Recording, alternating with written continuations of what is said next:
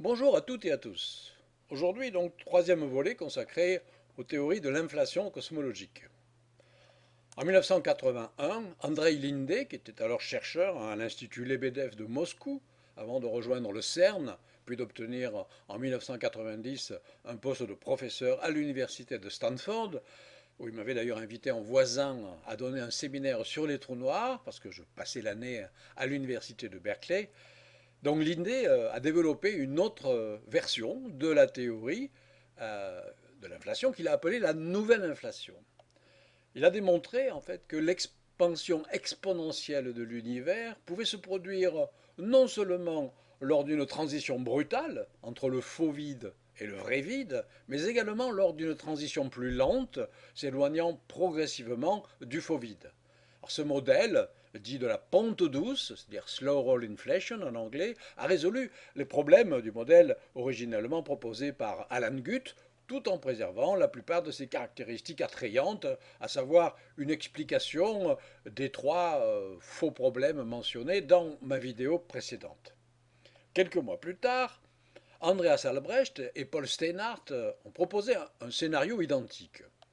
Alors peu après, les chercheurs se sont rendus compte en fait que cette nouvelle inflation souffrait également de quelques problèmes. La plupart d'entre eux, en fait, étaient dus à l'hypothèse habituelle selon laquelle l'univers primitif était initialement très chaud et que l'inflation s'était produite lors de transitions de phase cosmologiques. En 1983, Linde a donc abandonné certains des principes clés de l'inflation, ancienne et nouvelle, et présenté une théorie plus générale qu'il a appelée l'inflation chaotique. Alors, selon lui, le processus de dilatation n'aurait pas eu lieu en fait de façon homogène dans l'espace. C'est-à-dire que, de place en place, l'inflation aurait agrandi les fluctuations quantiques du vide en des sortes de bulles gigantesques, notre univers observable actuel ne représentant dès lors plus qu'une partie infime de l'une de ces bulles démesurées.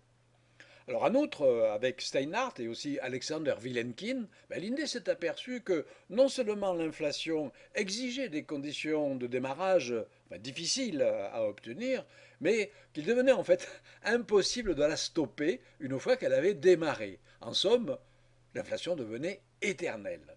Alors la raison en fait c'est la suivante. On a tendance à penser que les fluctuations quantiques sont minuscules, mais les chercheurs ont réalisé en fait que de plus larges sauts quantiques dans le champ d'inflaton, même s'ils sont rares, changeaient totalement la suite de l'histoire. En effet, les grandes fluctuations accroissent l'intensité du champ inflatoire à des valeurs plus hautes que la moyenne, faisant donc durer bien plus longtemps la phase de croissance exponentielle. Et même si ces sauts sont rares, les régions qui les subissent se dilatent considérablement en volume par rapport aux régions qui ne les subissent pas. Elles se mettent en fait à dominer rapidement l'espace. Et c'est ainsi qu'en un bref instant, une bulle d'espace dans laquelle l'inflation s'est arrêtée se trouve entourée en fait de gigantesques bulles qui, elles, sont encore en inflation et le processus se répète. Alors, dans la plupart des points d'une région inflatée, disons, l'intensité du champ varie de manière à diminuer la densité d'énergie et stopper l'inflation. Oui, mais des fluctuations quantiques de plus grande amplitude, rares, maintiennent l'inflation à un certain point, elles y créent des volumes encore plus inflatés. Et le processus se poursuit ad infinitum par effet de cascade. L'inflation se poursuit donc éternellement, engendrant un nombre infini de régions où l'inflation a démarré, chacune créant une bulle d'univers aux caractéristiques physiques particulières. Et ce n'est que dans les bulles où l'inflation s'est arrêtée que l'expansion de l'espace est devenue suffisamment lente pour permettre la formation des galaxies, des étoiles, des planètes et de la vie. Alors la conséquence la plus radicale de ce scénario, c'est que les propriétés physiques de chaque bulle diffèrent en raison des effets aléatoires qui sont inhérents aux fluctuations quantiques. C'est-à-dire on aurait des bulles en expansion-contraction, d'autres en expansion perpétuelle, certaines remplies d'étoiles, d'autres vides ou remplies uniquement de rayonnement ou de trous noirs, etc. Et en général, en fait, la plupart des univers bulles ne sont pas de courbure nulle. La distribution de matière n'est pas uniforme et la peau de léopard du rayonnement fossile n'est pas proche de l'invariance d'échelle. Donc les bulles en fait embrassent un nombre quasi infini de résultats possibles, tous différents, et aucun, y compris en fait notre propre univers visible, n'étant plus probable que les autres. Et donc il en résulte ce que les cosmologistes appellent un multivers, auquel je consacrerai un chapitre spécifique, et peut-être une vidéo.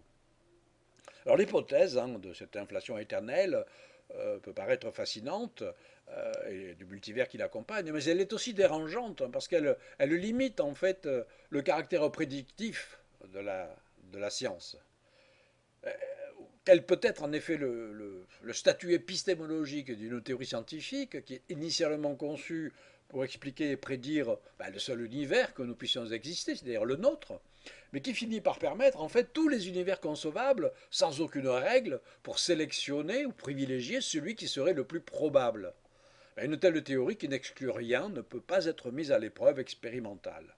Alors si elle reste une pratique scientifique courante, c'est pour le dire crûment, disons, parce qu'elle permet de produire des articles à la chaîne et de fournir des centaines de sujets de thèse, et pas parce qu'elle fait vraiment progresser notre compréhension de l'univers.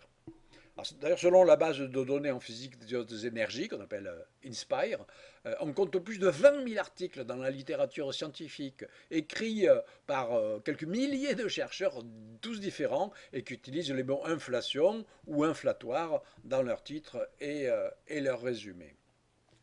Alors passons maintenant aux controverses. Les critiques en fait contre l'inflation ne sont pas nouvelles. Elles ont pris naissance dans toute une série d'articles techniques qui remontent déjà à plusieurs années. Et au premier rang des contestataires, il est intéressant de trouver Paul Steinhardt, devenu vraiment l'un des critiques les plus virulents de la théorie, dont il avait été pourtant, si vous vous en souvenez, l'un des tout premiers promoteurs.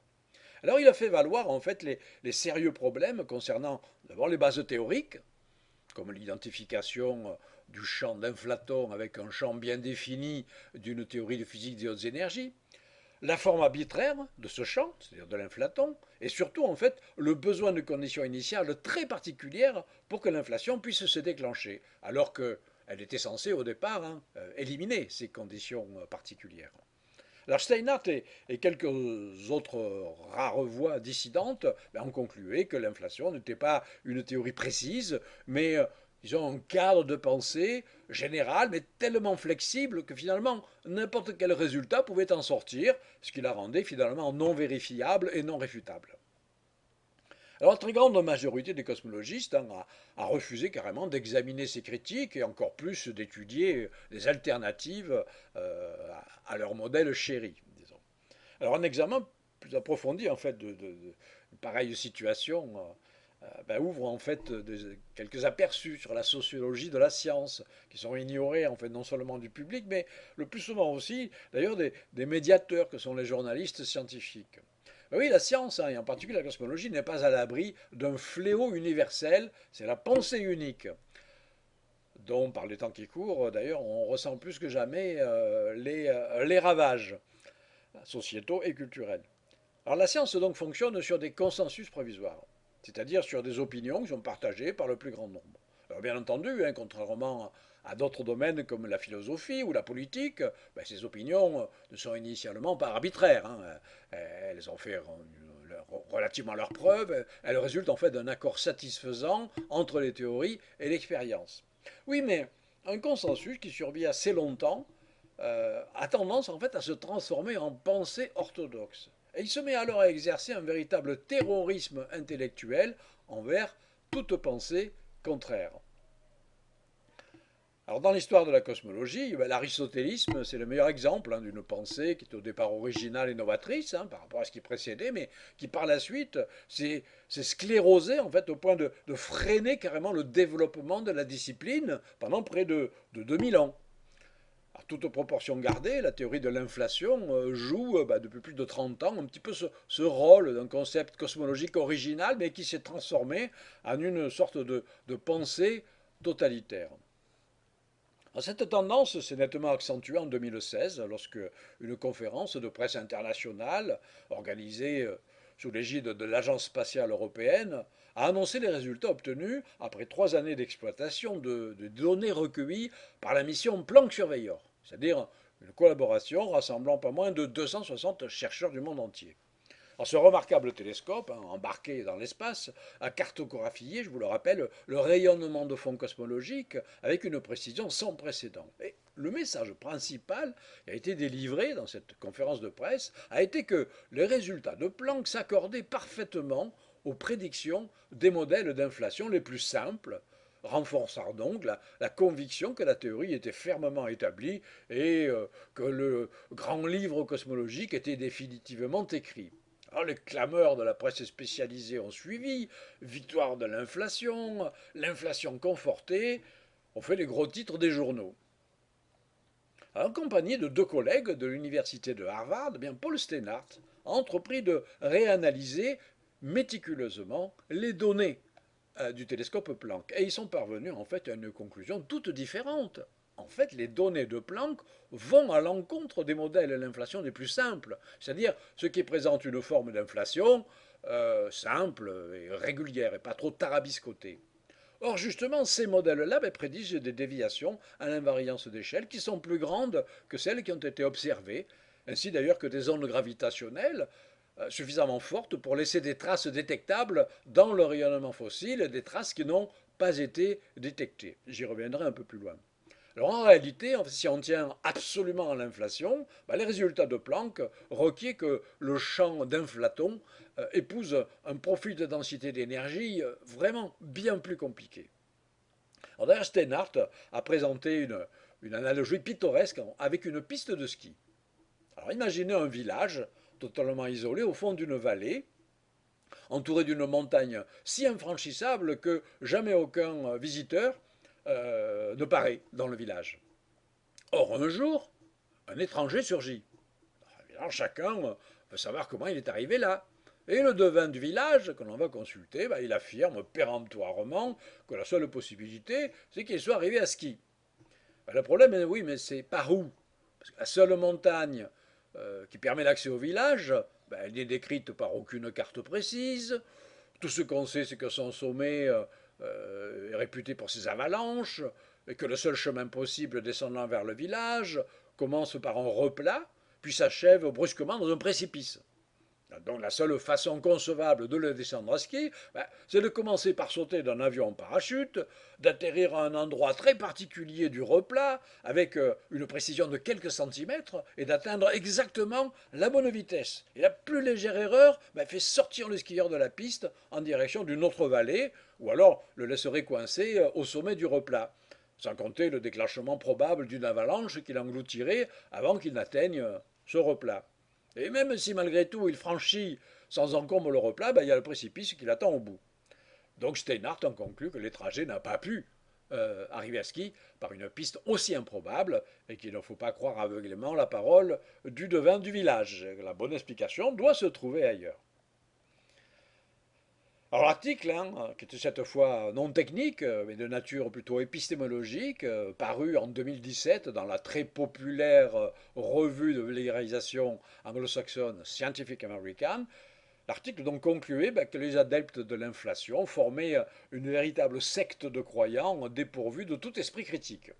Évidemment, les défenseurs de la théorie ont aussitôt réagi, allant jusqu'à signer une lettre collective dans laquelle ils s'indignaient que de grandes revues américaines aient osé donner la parole à des dissidents. Alors, face à l'argument selon lequel l'inflation n'est pas testable parce que ses prédictions changent complètement quand on fait varier de façon arbitraire la forme de l'inflaton ou les conditions initiales, ils ont rétorqué que la testabilité d'une théorie n'exigeait en aucune manière que ces prédictions soient indépendantes du choix des paramètres. Et d'ailleurs, ajoutait-il, si une telle indépendance paramétrique était requise, alors il faudrait aussi remettre en cause le statut du modèle standard des particules, qui est déterminé par un ensemble de 19 paramètres. Bon, il y a quand même de quoi rester perplexe avec ce raisonnement quand on sait que les 19 paramètres arbitraires du modèle standard sont justement considérés par les chercheurs comme, on dit en anglais, the most painful humiliation of theoretical physics, c'est-à-dire la plus douloureuse humiliation de la physique théorique. Et c'est précisément pour cette raison, d'ailleurs, que d'innombrables théories qui vont au-delà du modèle standard, comme la supersymétrie ou la théorie des cordes, ont été développées. Et les chantres de ces théories sont précisément les mêmes que ceux qui ont signé la lettre pro-inflation. Bon.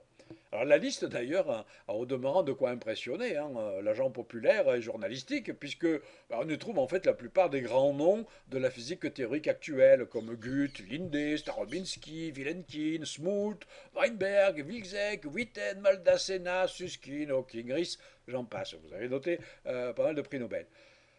À noter aussi d'ailleurs que Mukhanov, un peu moins connu, mais qui est quand même l'un des premiers à avoir tiré des prédictions cosmologiques à partir de la théorie, lui n'a pas signé la lettre, et c'est pas parce qu'on ne lui a pas demandé. Alors d'un séminaire donné en 2017, à l'occasion en fait d'une conférence qui a été organisée pour l'anniversaire de Stephen Hawking, il a déclaré très clairement que la plupart des constructions de modèles inflatoires, ce n'était que du gaspillage de temps.